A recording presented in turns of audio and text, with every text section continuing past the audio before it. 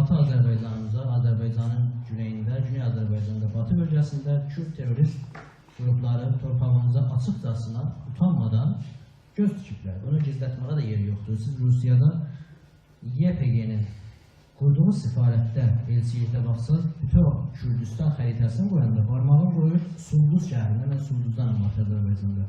Sulduz şəhərində və oranı göstərir Rus nümayəndəsini. Siz baxın, nə qədər utanc verici bir olaylara biz şahidik. Dəfələrcə biz tarixdə yaşamışıq.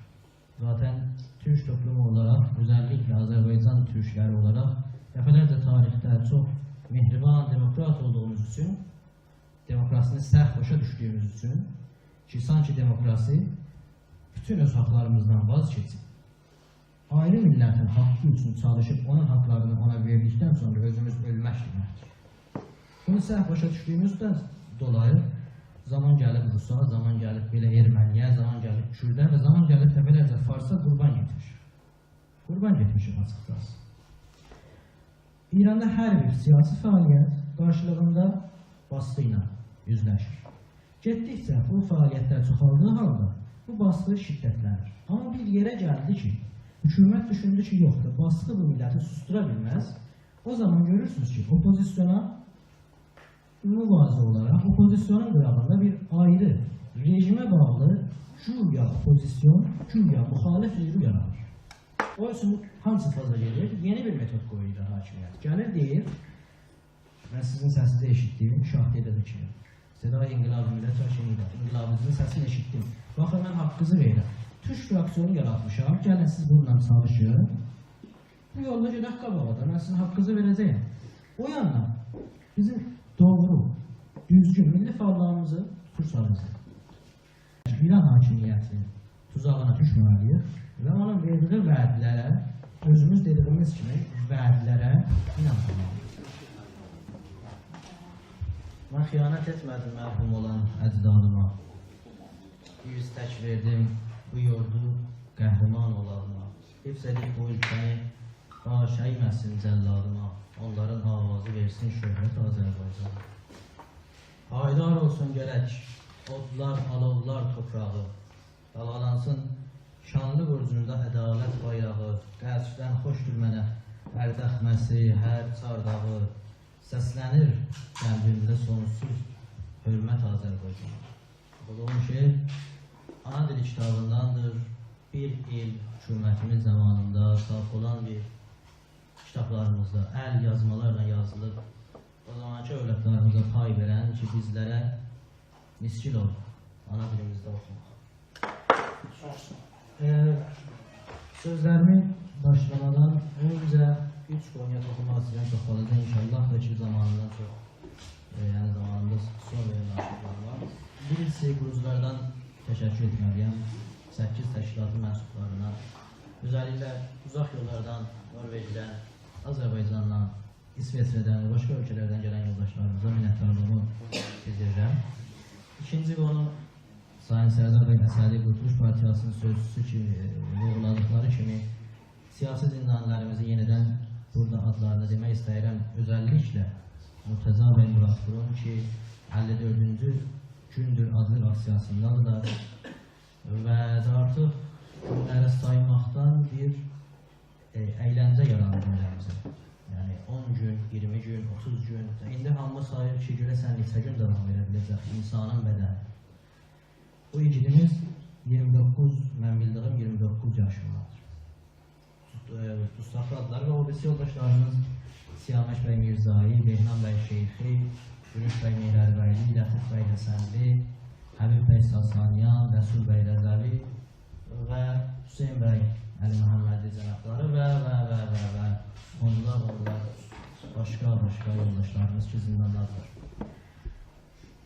Sərdar bəy çox gözəl bir çıxışları oldu və bir müştərilərə toxundular ki, gerçəkdən bu toplantı yeridir.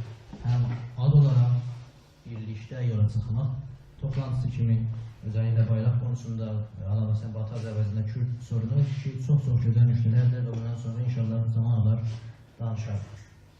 Üçüncü toxunduğum konuda bəlkə də elə bizə bir rəhbər olmuş olsa deyə Bilirsiniz, keçən həftə 20 Azərə düşdü əz-qəza ittifaqən. Keçən həftə şənbə günü aynı bugün Türkiyədə əskərlərimiz, Türk əskərlərimiz şəhid oldu. 44 nəfər. Terörist cani PKK örgütü tərəfindən. Bu gün də yenə bir həftə sonra və əz-qəza yenə də düşdü 27 Azərə. Yəni həm bizim 21 Azərimizə yaxın olur, həm bizim 26 Azərimizə ki, mənəvi soyqırımlarımızı bu gün də biz 14 dənə əskər mən bildiyim zamana qədər şəhidimiz var və 44 nəfər də yaralımız. Evdə düşünürdüm, bəlkə də bu bizə bir mesaj olsun. Çünki bilirsiniz, PKK-nın uzantıları İranda da var. Yəni İran özü məsləhət qoyuq bu qonuyu qırağa.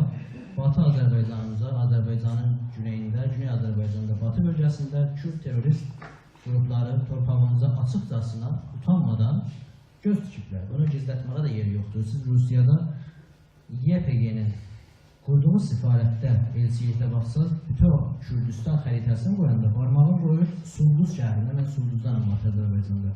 Sulduz şəhərində və oranı göstərir Rus nümayəndələrinə. Siz baxın, nə qədər utanc verici bir olaylara biz şahidik. Düşünürdüm, bəlkə bu bizə də bir mesaj olsun, yəni Türk əskərini öldürürəm, sabah da gəlirəm, sənin qabağında dururam, sənin torpağında alaram səndən, Güney Azərbaycanda yaşayan. Dəfələrcə biz tarixdə yaşamışıq. Zaten Türk toplumu olaraq, özəlliklə Azərbaycan Türkləri olaraq dəfələrcə tarixdə çox mehriban, demokrat olduğumuz üçün, demokrasini səhv başa düşdüyümüz üçün ki, sanki demokrasi bütün öz haqlarımızdan vaz keçib, ayrı millətin haqqı üçün çalışıb onun haqlarını ona verdikdən sonra özümüz ölmək deməkdir.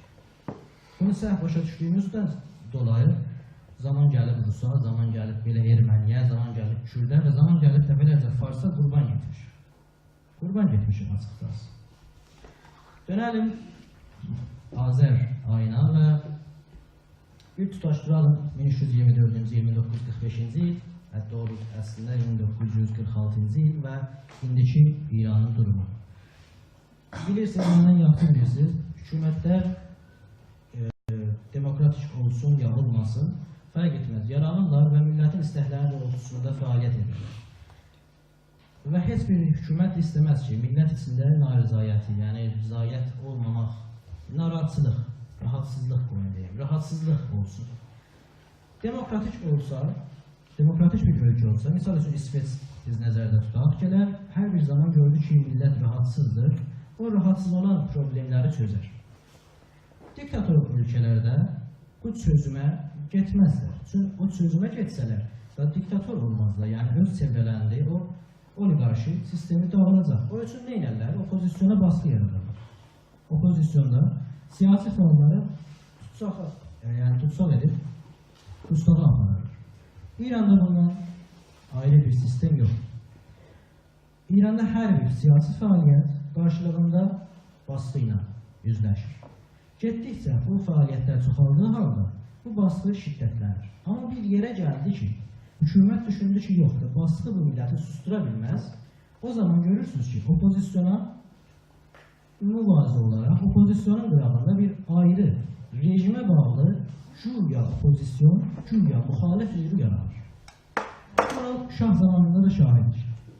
Şah zamanında Şah qırdı, birdən bu patlayış verdi.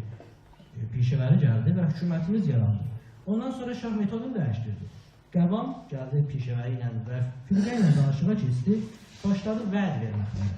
Sən gəl, başın belə, gözün belə, sənə tutan qurban, İranı qoruyaq, ondan sonra və yalanlandıq. Yalanlandıqdan sonra faciə yüz verdi. İndi də hamana biz şahidik. Türk fraksiyonu.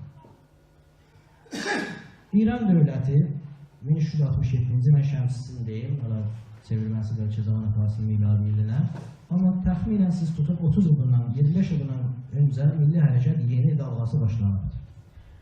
İndiyə qədər, bəlkə 5 il, 10 il bundan qabağa qədər fəqət bizə baskı gəldi. Tutuqlayıb. Babək qalasına yürüyüşlər olubdu, tutuqlayıb. Amma da zaman gəlib çatır ki, tutuqlamaq cavab vermir. Təbrizdə dəfələrcə görürsünüz, Qarabağ bizim olacaq, plakatlar da falan, bayraqlar çıxır.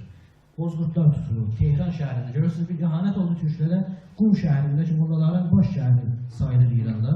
Orada aksiya quruldu. Şiraza da getdi, Qaşqay türkləri bizə dəstək verdi. Deməli, İranda baskı gətirmək öz cavab vermir. O üçün hansı faza gelir? Yeni bir metod qoyurlar hakimiyyət. Gəlir deyir, mən sizin səsini eşitdim, şahid edir kimi. Seda İnqilab Millət Hakimiyyət, İnqilabınızın səsini eşitdim. Baxın, mən haqqınızı verirəm. Türk fraksiyonu yaratmışam, gəlin siz bununla çalışın. Bu yolda gedək qabağa da, mən sizin haqqınızı verəcəyim.